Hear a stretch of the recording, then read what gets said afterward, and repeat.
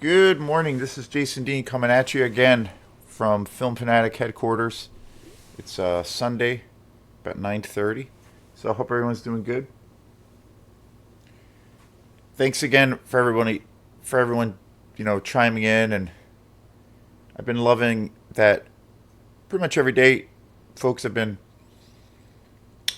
obviously checking out the videos and then also commenting on the videos. So I've been interacting with some fellow film fanatics, if you will. So that's been really cool. I really dig that. To me, that's really what this whole kind of adventure is all about. Obviously, the main focus trying to bring movies to the table that some folks haven't seen. And also for me, from my perspective, lately I've been doing a lot of films that I haven't seen, that I've seen on, where I've taken chances and bought them and bought them because the prices were so great. But then it's also been the other part of it is it's been a lot of films I have never seen before, and I've been really blown away, particularly with the older films and the exploitation movies I've been covering. But again, I love to mix things up as much as I can, with the focus kind of being on, more or less the exploitation world. So yeah, keep the comments coming. I love that. I love that people are kind of interacting and get a little bit of a dialogue going. It's all about, at the end of the day, it's not really about me or the channel. It's about the movies. Obviously, it all helps, all around with the channel growing and all those things. But the focus is about the movies. So I really appreciate that, and it's been an awesome. This whole thing's been an awesome adventure, as well as a really great learning experience so far. So today is going to be about this brand new movie that just came out. So today's show is going to be about this brand new movie. Well, actually, now that we're in a new year, 2023, this movie came out last year, 2022.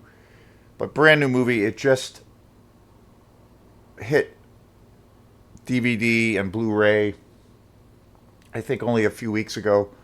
It was a movie that was in the theaters for, like, I believe only real brief time, real short time. It was in the theaters. I did see it was playing in the theater here locally, at good old Flagship, as far as local theaters go. But it didn't have a very long run, and it's this movie called Smile. And this is a movie I've heard a lot about. I've heard about this movie for months, actually, probably about 3 or 4 months now. Heard a lot of hype around it. I've heard mostly positive reviews.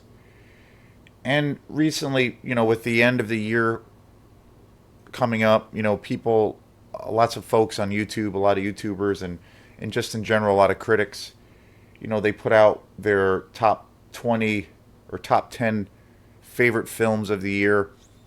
And in my world, I tend to look at the top 10 or top 20 lists that people make for their favorite horror films. I try to always stay with one foot planted in new things that are always coming out. That's one thing that I always do. I tend to love, and it goes the same. It's just, I don't know. It's funny. It's the same thing with music for me. A lot of music that I listen to, I typically, most of the stuff I listen to is older music, like from the 70s, 60s, 50s, and 80s. And I talk a lot about my love of house music and electronic music. And a lot of that stuff with house music came out in the 90s. But at the same time, I'm always keeping my ear to the ground, and like I said, keep a foot planted in like a contemporary kind of setting to check out a lot of new stuff, which I'm always blown away by the amount of new music that I hear almost daily. And I do these. I do the same thing for film, but I essentially make these lists of either music or movie oriented kind of things. I have this little well, I guess this is a little bit of a look into how much of a nerd that I am, but it's a passion, and I look at it as just you know on one part of it is from a just a fan being such a big fan of these genres and of these styles, from that perspective. And then the other part of it is also kind of an educational. I look at movies and bands that I really love almost in this kind of strange twofold uh, situation. Where on one hand, as a pure fan of of those respected groups or directors, I just really enjoy it, and I love seeking things out. I love checking out where maybe certain sounds have evolved to where they are now, taking those deep dives. And on the other side of things, when I mentioned like the educational past part of it, I look at it as kind of an educational thing because it really helps me inspire me, like say, on the if you want to call it that word, but like on the artistic front, it always helps me and it always inspires me, whether it's a band or a group I've just discovered or a film. And I always find if it's something I really love, I try to soak up those sounds, those sights and sounds, and they come out to a degree as a huge source of inspiration for me to kind of create something. One example, say on the music front of things, I've talked a lot about different styles of music that I love, and lately, or at least the last, especially since this summer, like I grew up listening to, I grew up as a kid in the 80s and 90s. So I grew up on classic hip hop, like say KRS-One and Public Enemy, Black Star, Mos Def, Cypress Hill, lots of great hip hop. So I was like really, my generation of that time, like that music, like say for example, Fear of a Black Planet, Public Enemy, like that was when I was a kid. That was a very popular album, and it was contemporary at that time. So I'm kind of like a child product of that situation. But I also try to check out lots of new stuff. There was a time because I love hip hop, I love rap music, and there's a pretty big dry spell. I've always listened to hip hop and I've always used that as a big inspiration, and I've always tried to pull from that influence into what I attempt to do for my band Quantum, as an influence, and try to bring that into, the forefront. One example would be a tune that we've had for a long, long time, and it's developed quite a bit, and it's gone in lots of different directions over the years. But there's one tune that we have, for example, Nostromo, and again, it's a strange kind of combination of different things. But in my weird head and also in my weird world, kind of makes sense, like total sense to me. People on the outside might not understand it or get the influences or get those references, and that's fine. That's totally cool. But for me, it's like, oh, okay, it's from this and it's from that. One example, say for the one tune Nostromo that I have, that's a combination of a big influence from a lot of hip hop and also obviously electronic music, but then also movies. Nostromo, case in point, is named after the ship, the main stage for Alien, Ridley Scott's classic. That's the name of the ship from the movie, so I named the song after that. And when I was crafting that song, I was listening to lots of hip hop, a lot of old school hip hop, like KRS-One, and as well as a lot of electronic music, like groups like from the '90s, like the Crystal Method, who I really love. Their first couple of albums are pretty amazing. That was always a big. I've always loved them. They do this style that's kind of considered like a breakbeat style. So it's kind of a combination of all of those three things, which is kind of strange to say. And when I remember I was crafting that song, I was like, okay, it's kind of moving more and more in the direction where it's going to be maybe more vocal driven.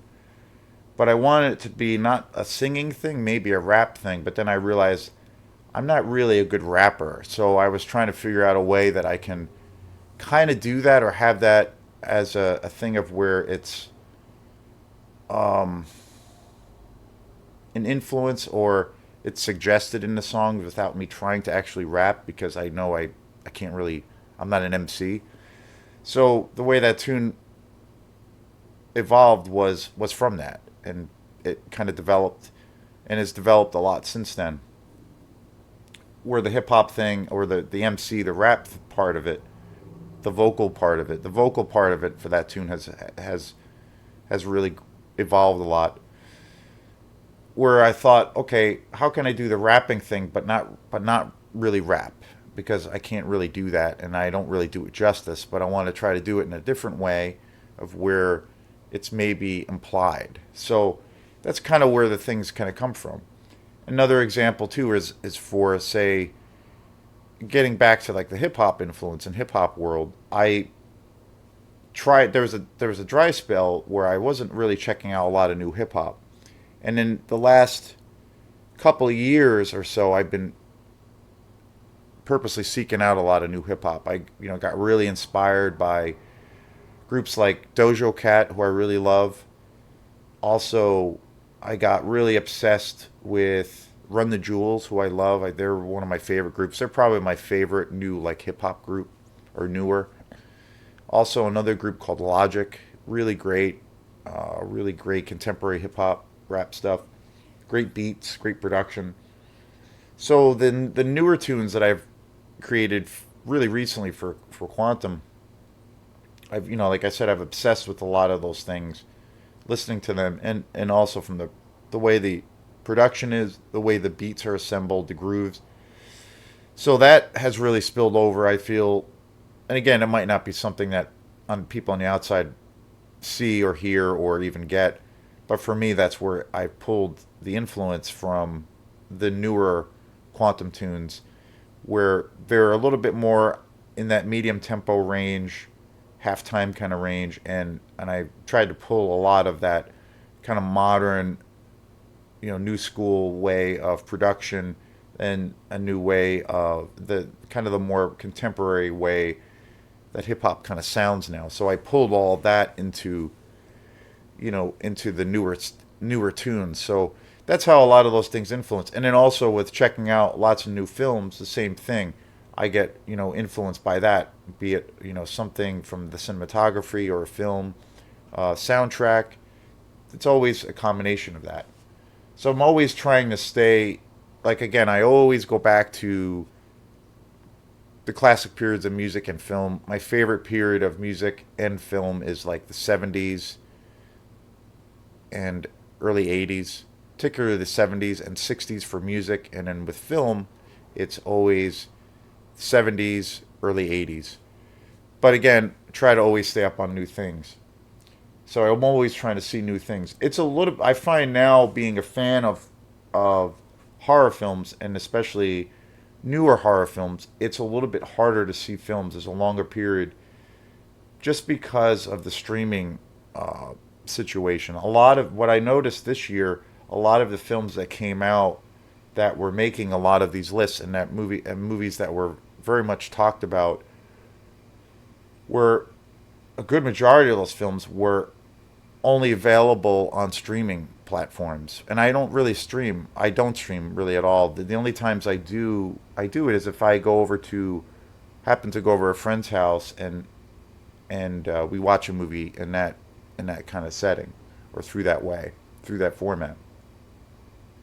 And now it's very different because, yeah, there's definitely still lots of movies hitting the theaters, but they are not running as long. I find in the theater they don't have as long of a time in the theater, and and in some films don't even hit the theaters. Like two movies that I know of that never even touched the theaters was the Hellraiser remake that came out last year, and also the new Predator movie, which is called Prey.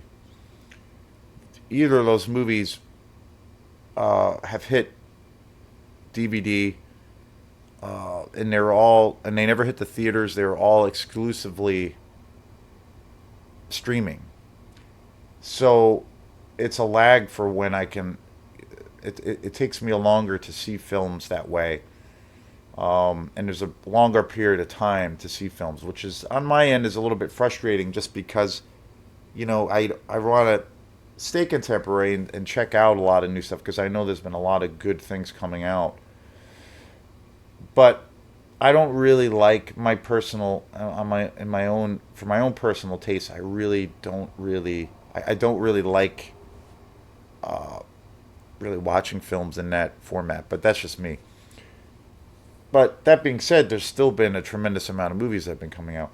So Smile is a movie I've heard a lot about. It's been out for quite a while. It was in the theaters, like I said in the beginning of the show. I think only for like a real brief amount of time, maybe even a month. But then it went directly to streaming, and it seemed like when it was in the theaters, it it caused a little bit of a ripple. But it seemed like when it hit the streaming services, it really took off, and it made a lot of money, and it also got a lot of acclaim, and a lot of people were talking about it. And I noticed that this film, in a lot of the top 10 lists that I have been checking out on YouTube by certain people that I enjoy a lot on YouTube, this film was right at the top of that list. And then for some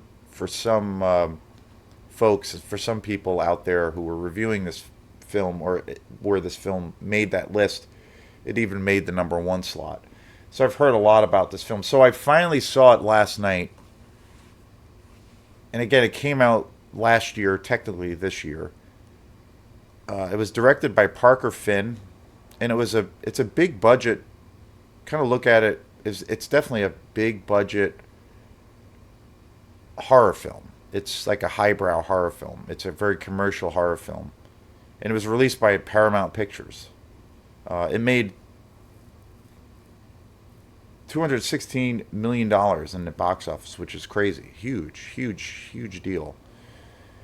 And it stars Sosie Bacon, Caitlin Stasey, Kyle Gallner, Jesse T. Usher, and Rob Morgan, Jillian Zinser, and Nick Aprogola. So I like I said, it just hit the video stores. But I always talk about when I rent new movies. When I tend to see new horror films, I usually get them through Opera House Video. And again, there's always a lag of time by the time a lot of these movies. There's a longer lag now because of streaming until these movies are released on DVD or Blu-ray. So, but all the new stuff I see is always through Opera House Video for the most part. So I rented it the other day and I watched it last night. And I have to say, like, the direction of the film, the cinematography for the film, the music for the film, as well as the acting, is pretty tremendous. Parker Finn, who was the director, I believe that this was his first movie.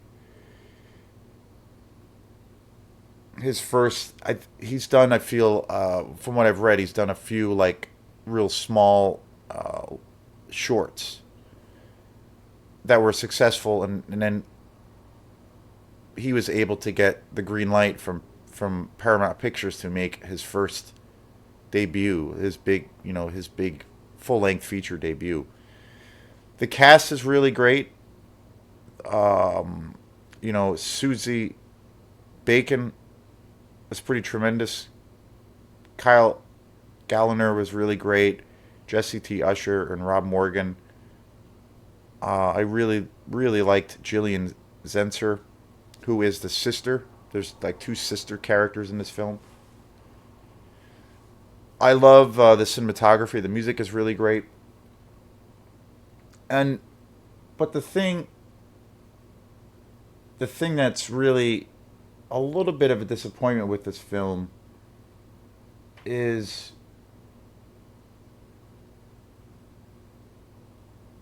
a little bit. The best way to say it is I feel like the story lacks a little bit of originality, or does lack originality. Again, I watched this last night, so I'm kind of fresh off of it. So I usually when I do a review, especially on a newer film, I usually see it, of course, whether it's in the theater or it just came out on DVD or Blu-ray.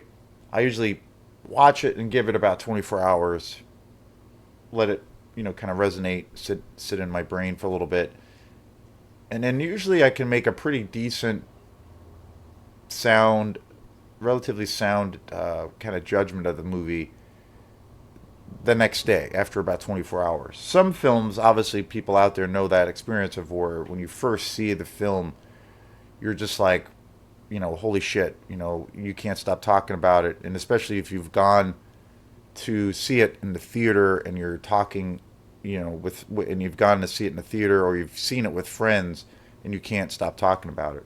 That happened to me with when I saw Ty West's X movie. I saw that in the theater with a group of friends, and we went into that totally cold, without really knowing anything about.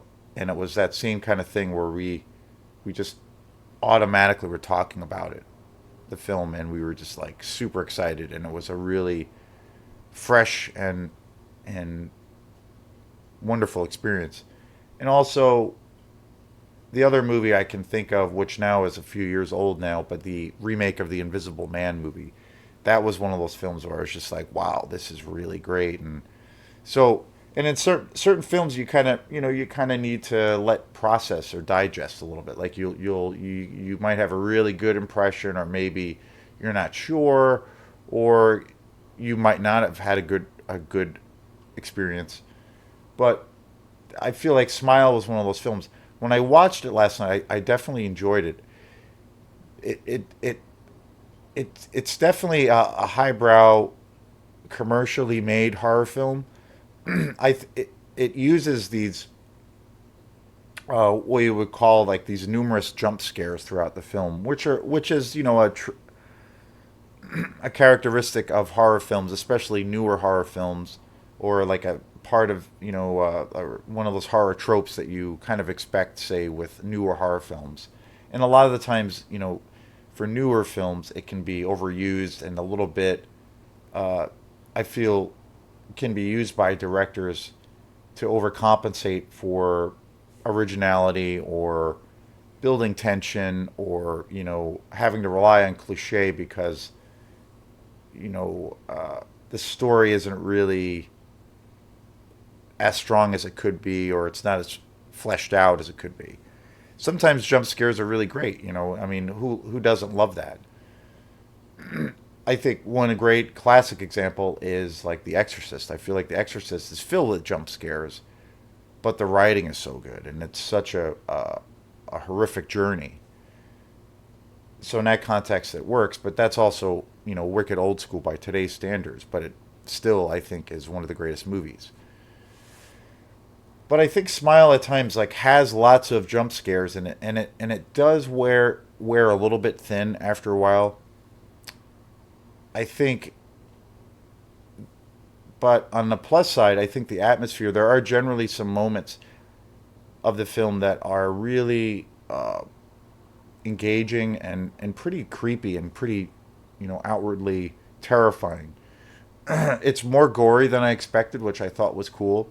Uh, but I do think to a degree that the quote unquote jump scare thing is maybe overused a little bit too much. Um, But visually, it's really,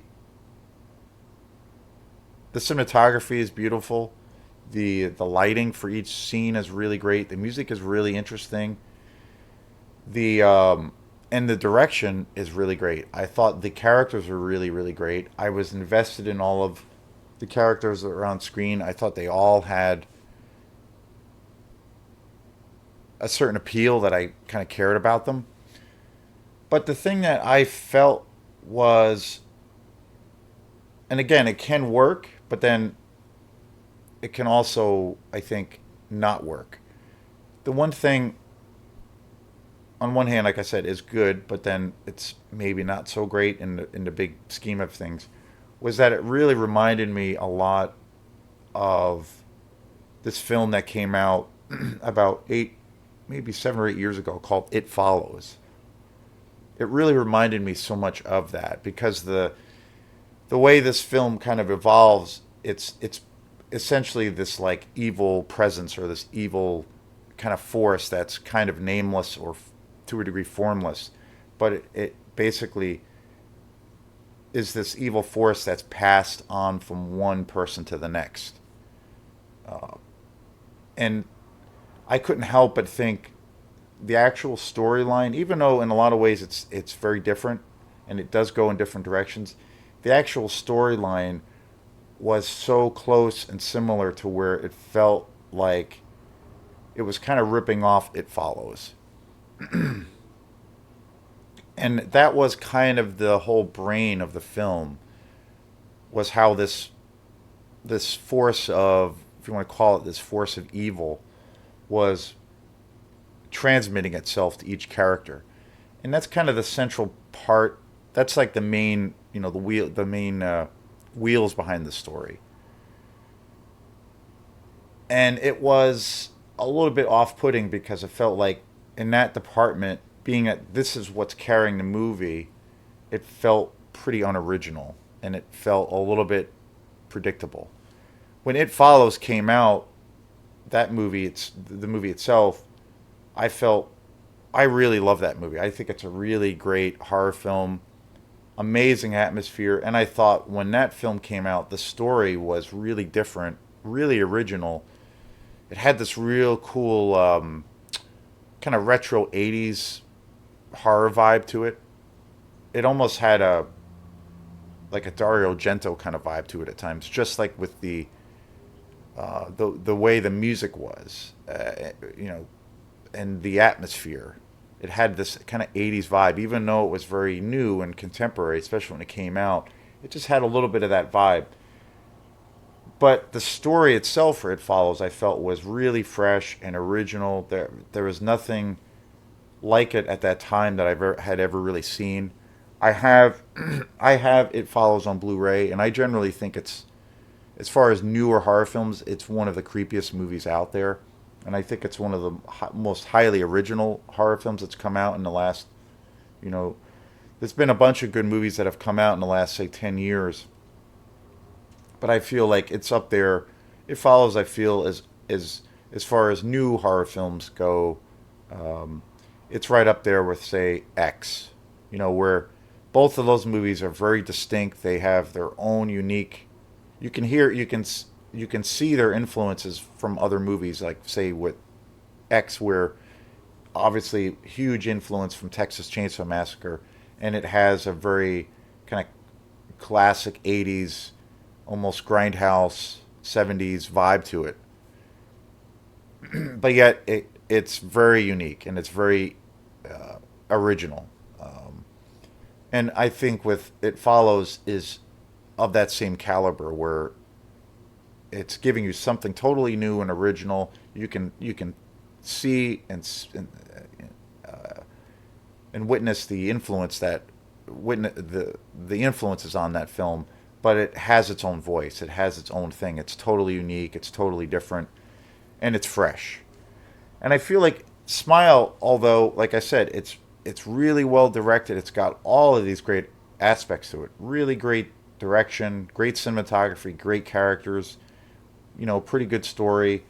There's generally some incredibly creepy moments, but the story itself, the actual nuts and bolts of it, I felt was not up to speed with those other films, and I felt like it was so much like It Follows, as far as what I mentioned before, that it got in the way for me. It got in the way of really enjoying the film, and I was just hoping.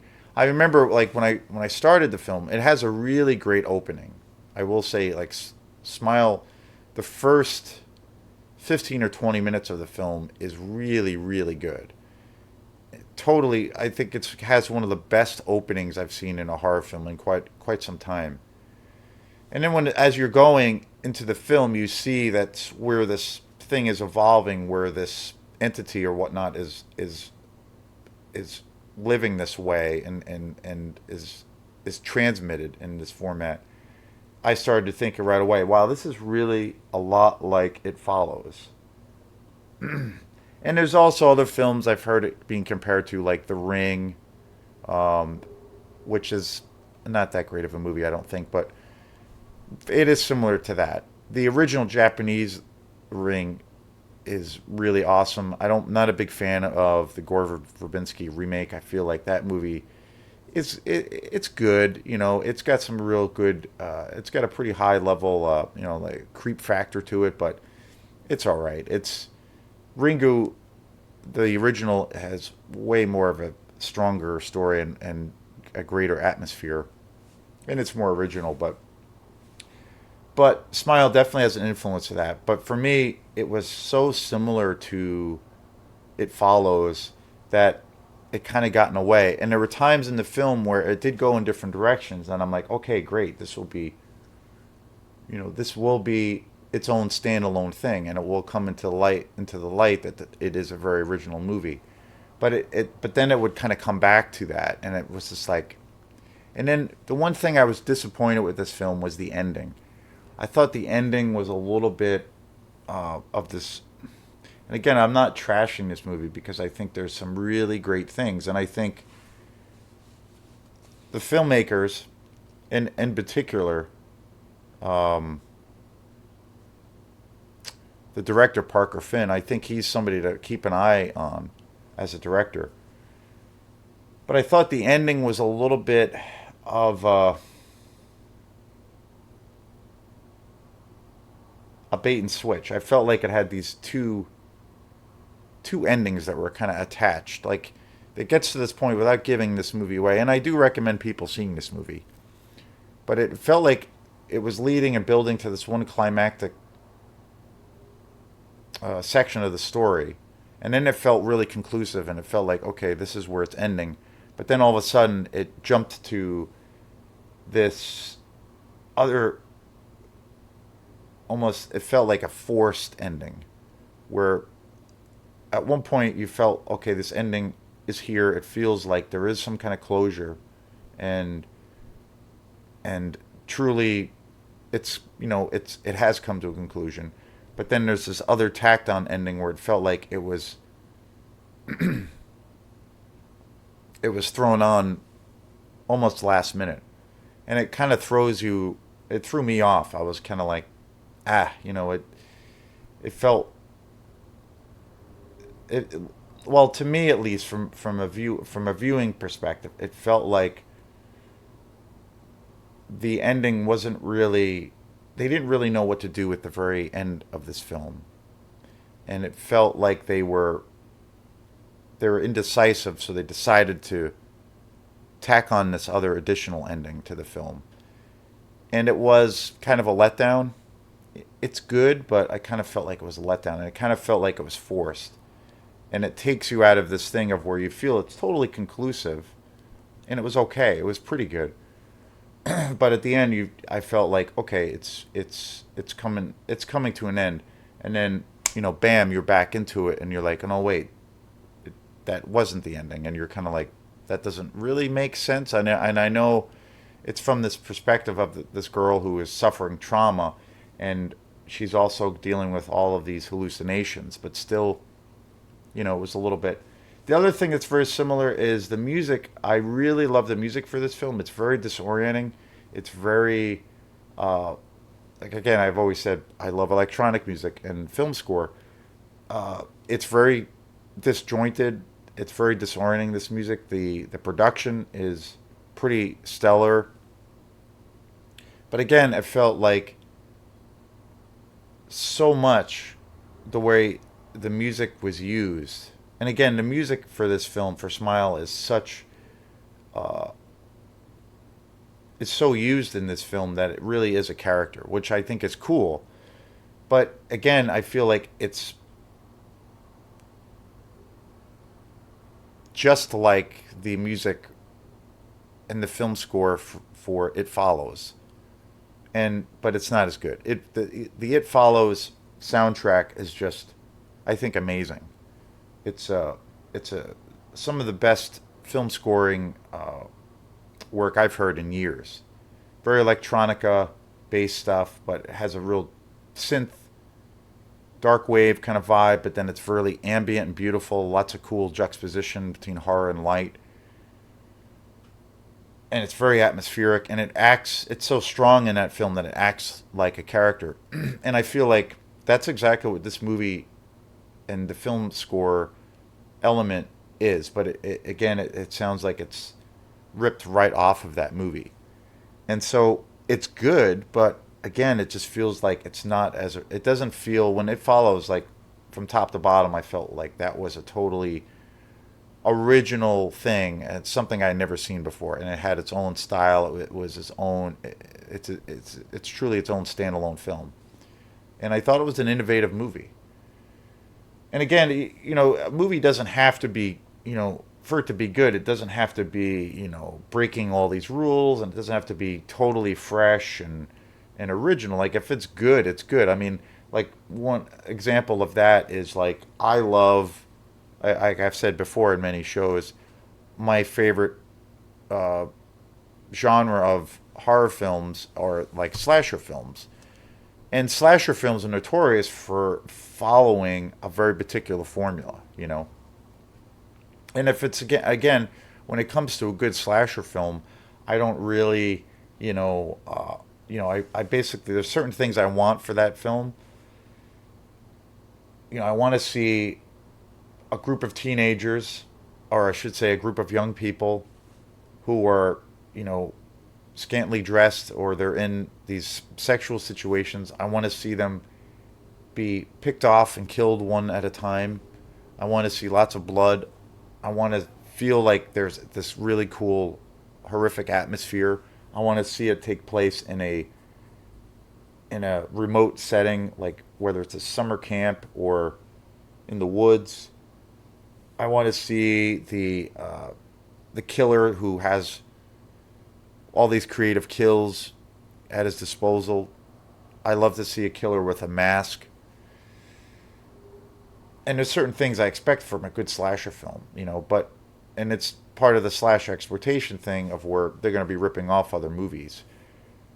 Um, but for me, a lot of the slasher films that I've seen, even though they do rip off each movie, they have this particular kind of grit to them, and I'm amazed by how each film is in that perspective genre is still highly original.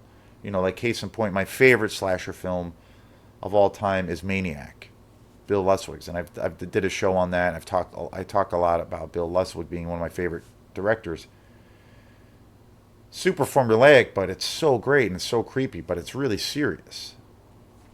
And then another film, Two Box Murders. Kind of the same thing, but it goes in very different directions, and it's its own thing. It's got those slasher characteristics and those tropes that you want to see as a fan, but yet it's its own thing.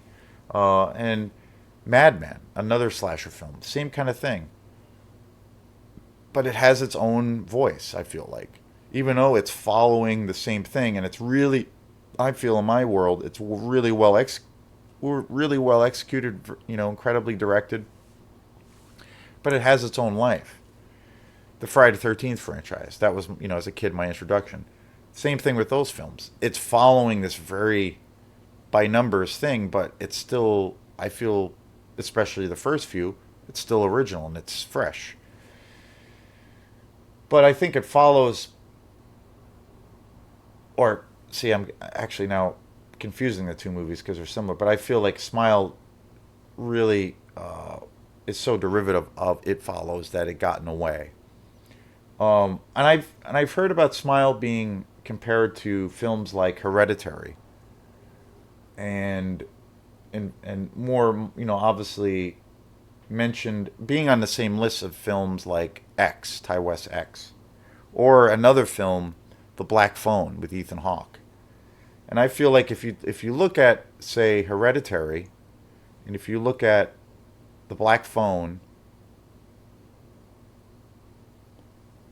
and It Follows, they're all incredible horror films, but they're so unique. They're so different. I feel like when Hereditary came out, that was my first introduction to Ari Aster, who I really love. I think he's one of the greatest directors around. He has a new movie coming out, which I think with Joaquin Phoenix that looks super bizarre and super weird and super original. It's like this weird comedy, dark black horror comedy thing with Joaquin Phoenix. And I watched the trailer for it the other night, and I was just like, "What the hell is this?" But I can't wait to see it. But when Hereditary came out, which was the first Ari Aster film I had ever seen, I was blown away by that film. I thought that movie reminded me of, initially when I saw it, it had a very 70s vibe. It reminded me of The Exorcist in a lot of ways because it essentially is a horror movie, but the core of that story is about a family. Even, kind of what The Exorcist is about. It's about the mother and the daughter's relationship, but it's put in this, horrific universe. And I thought like Hereditary has that vibe. It reminded me of The Exorcist. It's shocking as all hell, and it's pretty terrifying, and it definitely pushes the envelope.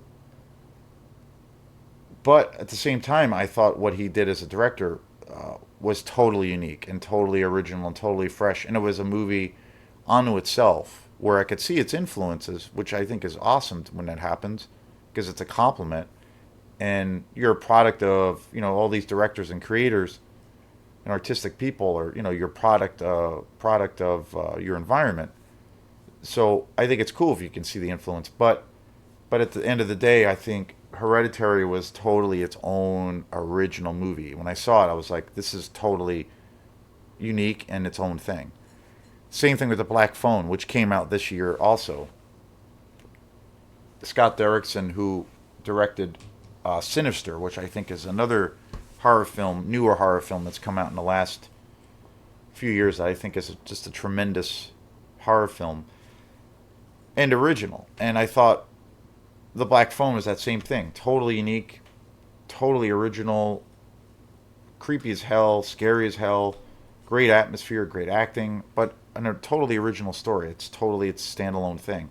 Totally unique. Nothing to do with really any of the other contemporary films that were out at that time. Its own voice.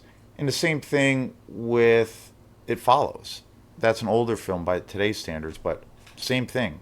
Those three movies are so different from each other, but yet, you can see their influences in them, but they have their own voice. And I feel like Smile is too much of a ripoff of contemporary classic like It Follows. So I don't know.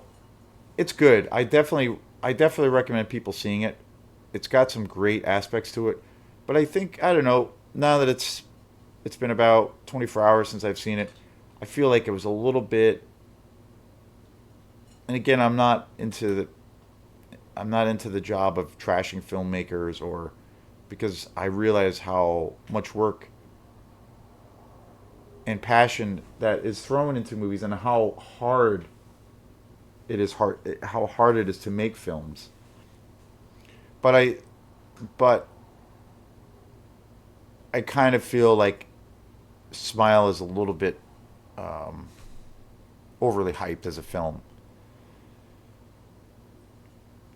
Again, another great example is the Invisible Man remake that came out a few years back. Again, that was based on a classic Universal monster movie, and that's been remade many times. But with that film, it did something totally unique, gave you something totally new and fresh. It was its own standalone experience. You know, it had its own voice. So I feel like at the core of the story for Smile, it doesn't really have that. It's got a lot of great aspects, but I I would say check it out. But I think it's a little bit overly hyped. Um, yeah, I think it's a little bit overly hyped. So, and again, in lieu of all of so many great movies coming out last year and even this year, there's so many great films, and so I never buy into the thing of where people say, there's no good things coming out nowadays, because I feel like there is. Um, but I'd say check out Smile. I think it's a little bit too overly hyped, um, and it does. It's not really its stand. It's I don't know. It's kind of.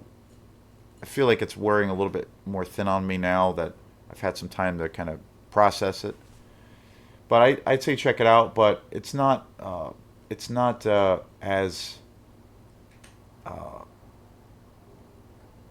good as people are saying. Another example of a film that I really, really love that just came out is Pearl. Pearl is the prequel to X. And Pearl, I just thought was an awesome freaking movie. Totally original, totally unique. Uh, Even a totally unique experience from X. Uh, awesome movie. And I feel like Smile is definitely not on par with that. So, but this is Jason Dean. So, thanks again. If you like these videos, please like and subscribe to them and comment away. And thanks again for all of the support. And we will see you next time. Peace.